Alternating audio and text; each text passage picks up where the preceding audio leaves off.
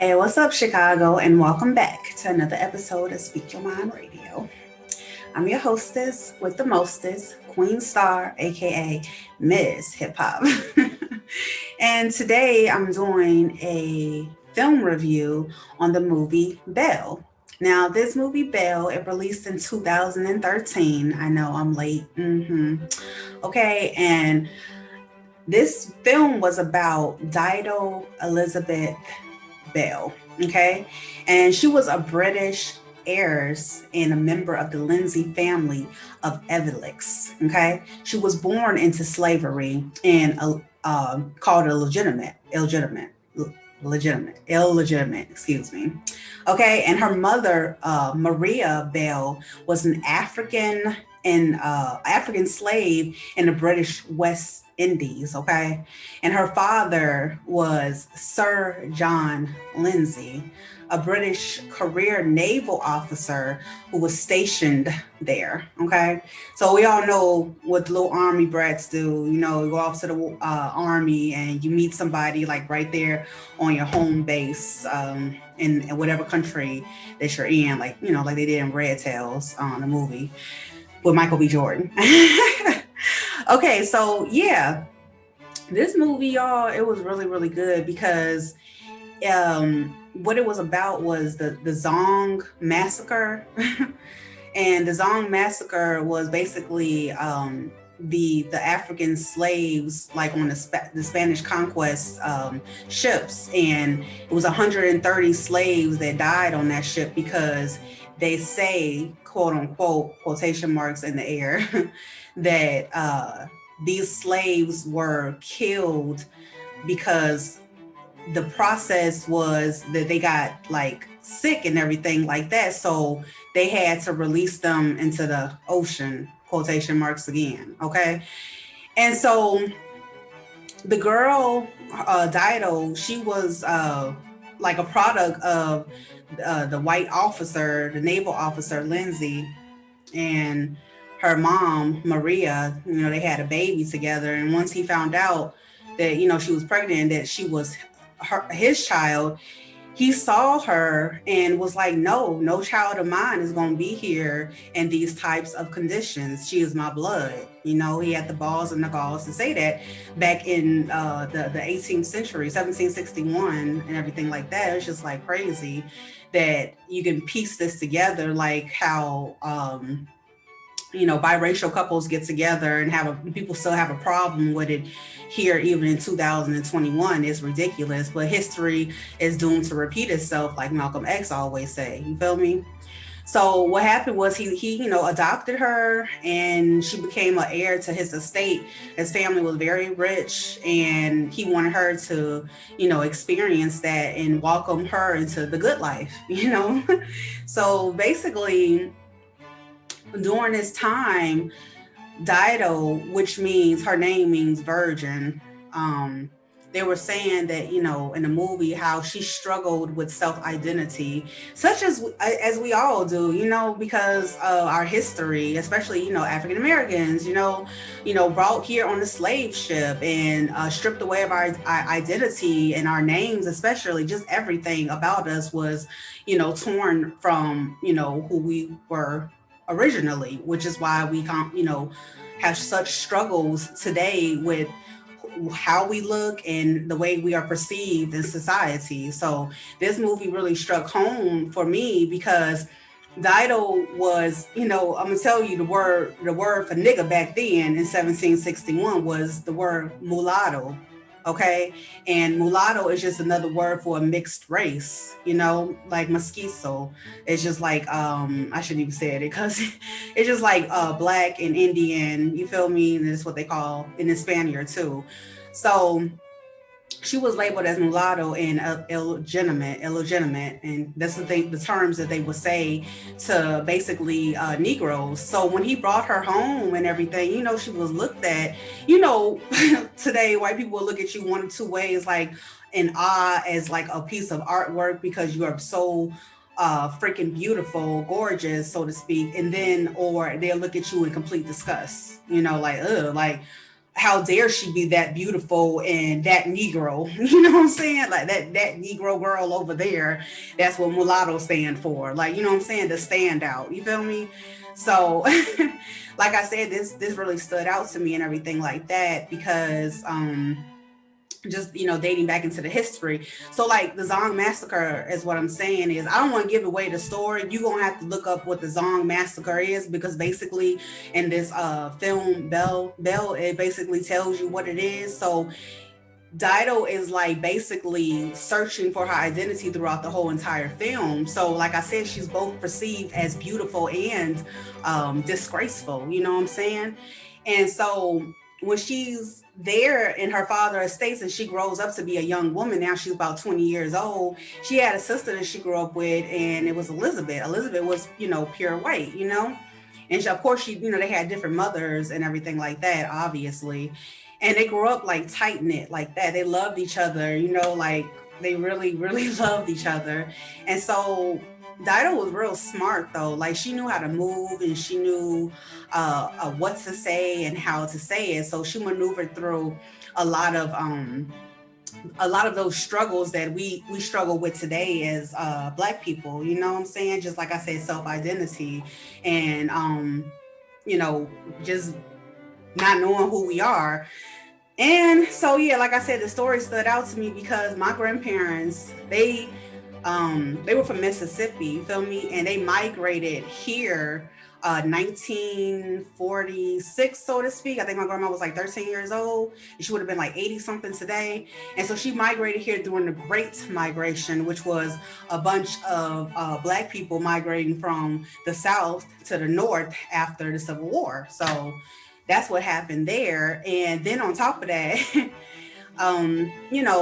my grandparents, had a marriage at the, they were only 14 years old and they were married with each other and everything like that. And turns out that my mom had a sister as well because my big mama, that's what I call her, my grandma, she had two kids and everything like that. And there was the two sisters, so my auntie and my grandmother. And she ended up having an affair outside of that marriage. And she never told my mother about it until like my mom got like way older and she found out, through the grapevine. It's like what I like to say, family lineage, family tree.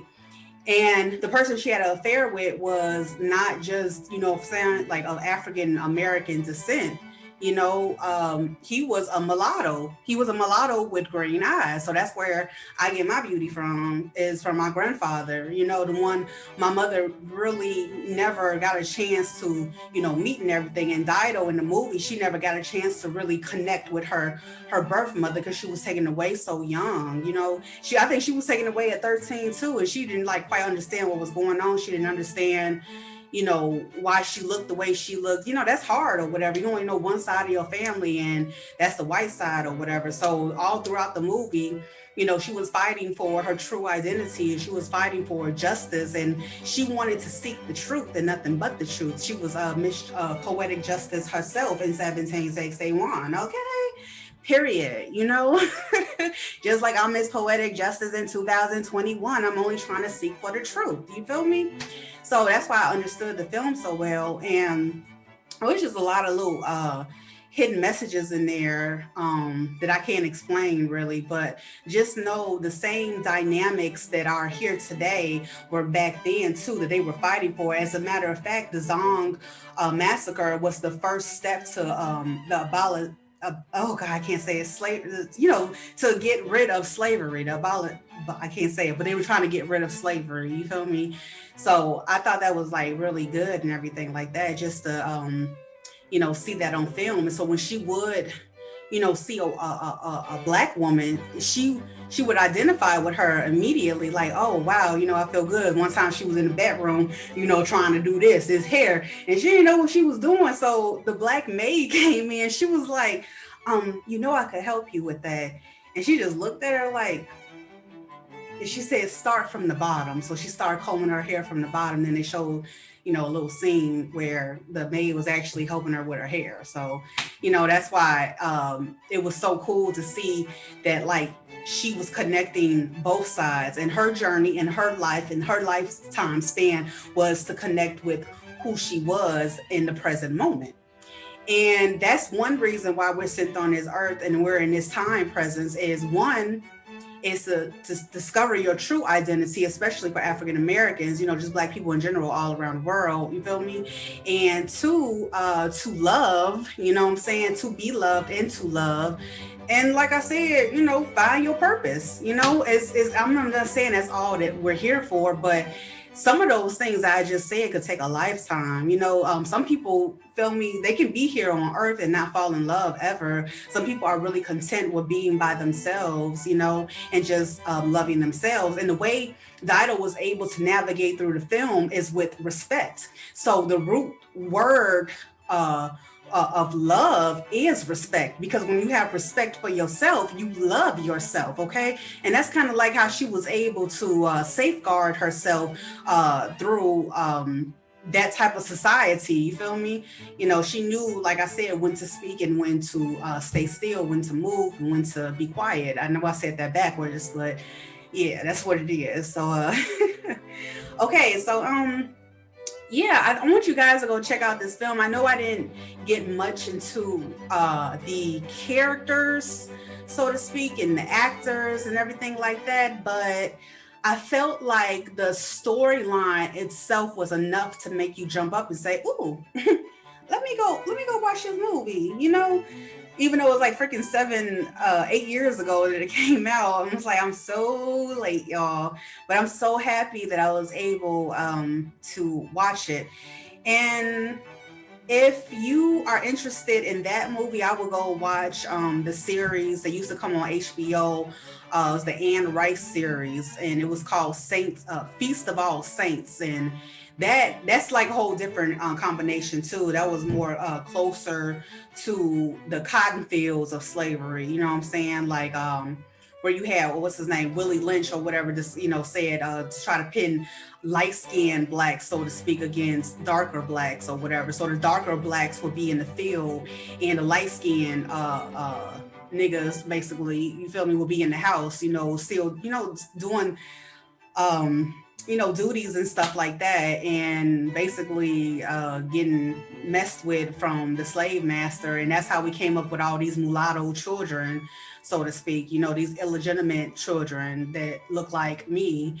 And some people that you got people in your family that look like they mixed race or whatever. I'm talking to the Black people right now or whatever, like your cousin, Sade or something. I don't know. I'm just saying, it's, even if you like look in some white people's family, they might have some like people that look mixed too, and they might just, be the first generational mix. Like one parent might actually have been Black, and the other parent might actually have just been white, or you're gonna have one Black parent and one mixed parent, and just the DNA just comes out so crazy. Y'all know the saying, "One drop of blood makes you Black," and basically we're all Black. We just came from different hemispheres and climates, and some of us stayed in caves where we were pale. It's a long story, okay? So yeah, get into it, get into the history and everything like that. It was my first time ever learning about the Zong Massacre, and that really put a perspective and a light on basically who I am. I always felt like, and all Black people should feel like this too, that you are royalty, baby. And all throughout time and history, they've always tried to keep that from you. Don't let them keep it from you no more. Don't be discouraged into opening the book. And if you can't read or whatever, you got dyslexia or whatever, they got audio books too, okay? Yeah, that bores you listening to somebody's voice talk, but then you can also watch movies and documentaries on who you are and where you came from. I always felt like look, my man got me a picture for my birthday last year. It was a painting, and it was so beautiful. I freaking cried, y'all, because I just never saw myself painted before. And in the movie, Dido was painted with her sister, her white sister Elizabeth. And even the paintings and the portraits back then showed, how what's that word called? supremacy, like, the whites are more superior than blacks, the little black boy looking up at the white man, like some bullshit like that. But that's how it was, though, you know what I'm saying?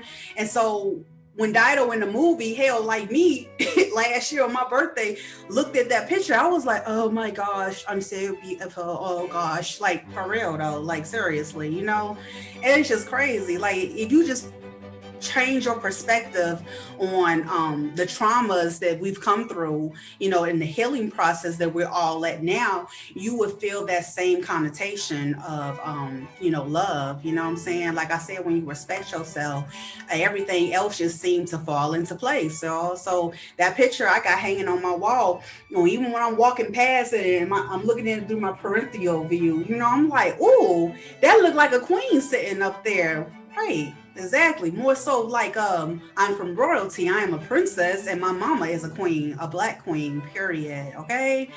So yeah, I just I like the way I put that together. That was real smooth. You know what I'm saying? Thank you, universe, for showing me exactly who I am. You know what I'm saying?